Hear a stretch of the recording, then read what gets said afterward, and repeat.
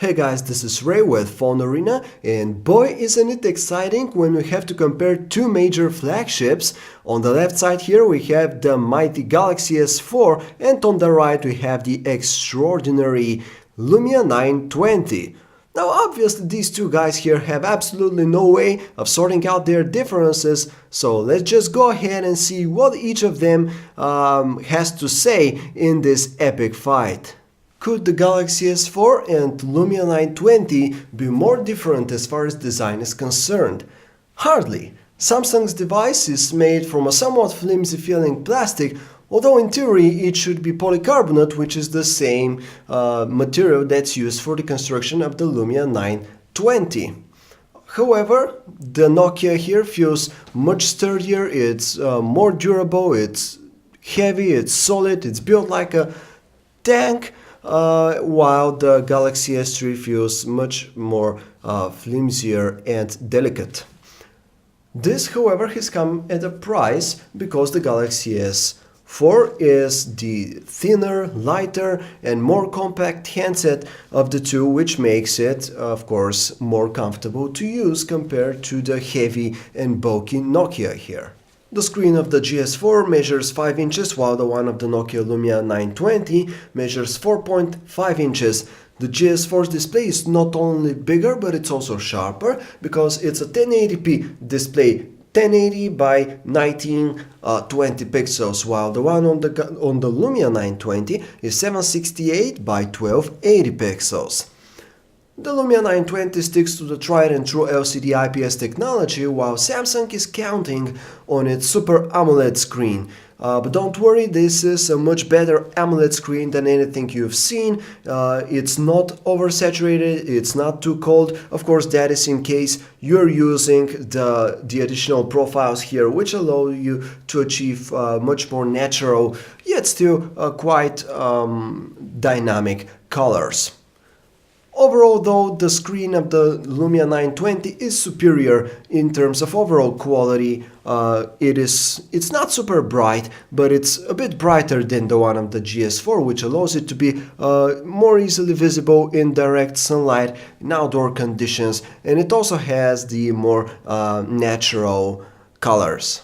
Okay, so Windows Phone 8 may not have been the hero operating system Microsoft hoped it would be, but it's still a viable alternative to Android and iOS.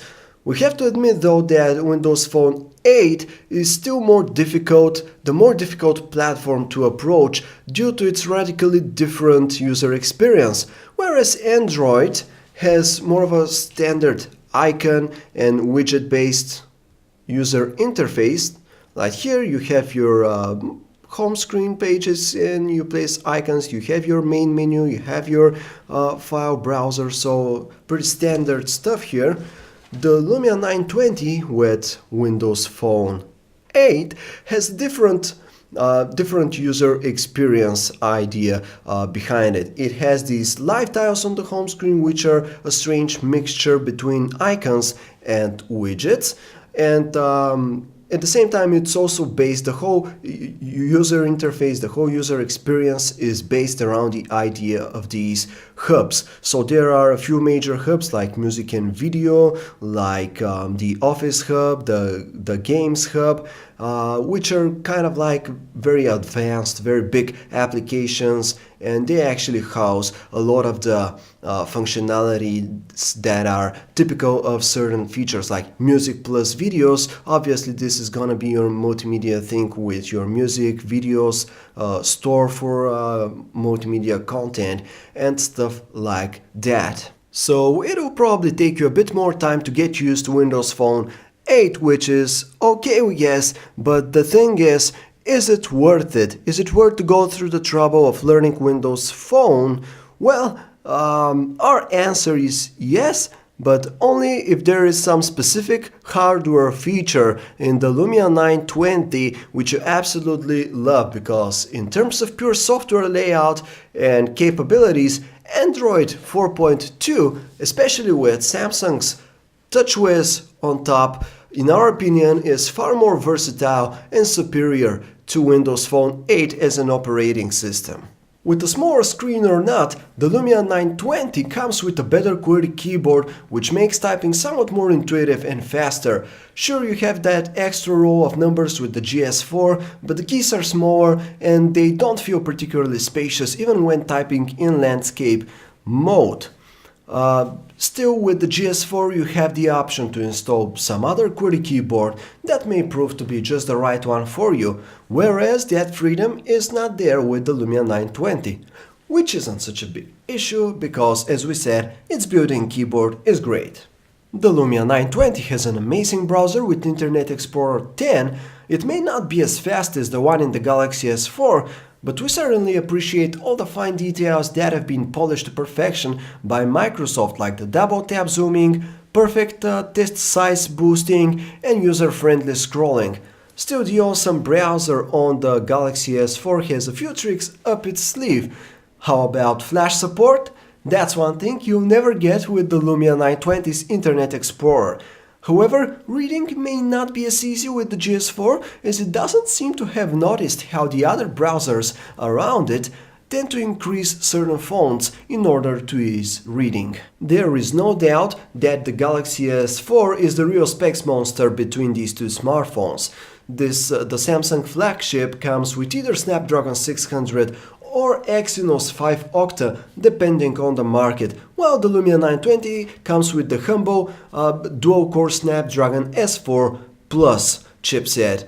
System performance will definitely be just fine with both of these handsets, though the Lumia 920 will certainly not be as future-proof as the Galaxy S4 with regards to third-party applications and especially games. The Galaxy S4 is also far more versatile when it comes to storage space, as it comes in 16, 32 and 64 GB versions. Meanwhile, and it also has the microSD card slot, whereas the Lumia 920 here only comes with 32 GB of internal memory and no option to expand that storage further. Expectations towards the camera of the Lumia 920 have always been high, and for the most part it has failed to live up to them. This is exactly what we observe now that it competes with the 13-megapixel shooter of the Galaxy S4. Interestingly, Samsung doesn't really praise the camera of the Galaxy S4, but it's so much better than the one of the Lumia 920. To start with, the Galaxy S4 features tons of different shooting modes and options, and while we're far from thinking that all of them will come in handy, some of them might be useful in certain situations. The Lumia 920 isn't exactly free of any settings, but there are much less. That would have been okay, of course, if the quality of the images was better than that of its opponent. But that is not the case. The Galaxy S4 captures much more detail in its 13-megapixel shots, and it also keeps noise levels at bay. While noise is easily seen with the Lumia 920 when shooting in cloudy conditions, for example. In addition, the Lumia 920 tries to get some liveliness in its shot by boosting the contrast and altering the colors a little bit, but it doesn't really do it right. So for the most part, the Galaxy S4 remains much closer to reality in these aspects. Pretty much the same observations are valid when taking images indoors in low light conditions. In terms of 1080p video recording, the Lumia 920 doesn't fascinate us with anything, as the video itself has a bit of a high contrast, but its optical image stabilization more than makes up for that, as it makes all camera movements appear very smooth and pleasant to the eye. None of that constant trembling with that is visible when shooting video with the Galaxy S4, which of course lacks any kind of optical image stabilization. As far as pure image quality is concerned, though, the Galaxy S4 once again takes the cake, maybe with the exception of extremely low light recording conditions. Surprise, surprise! Neither smartphone is particularly good for carrying out conversations, as both of their earpieces sound somewhat bad.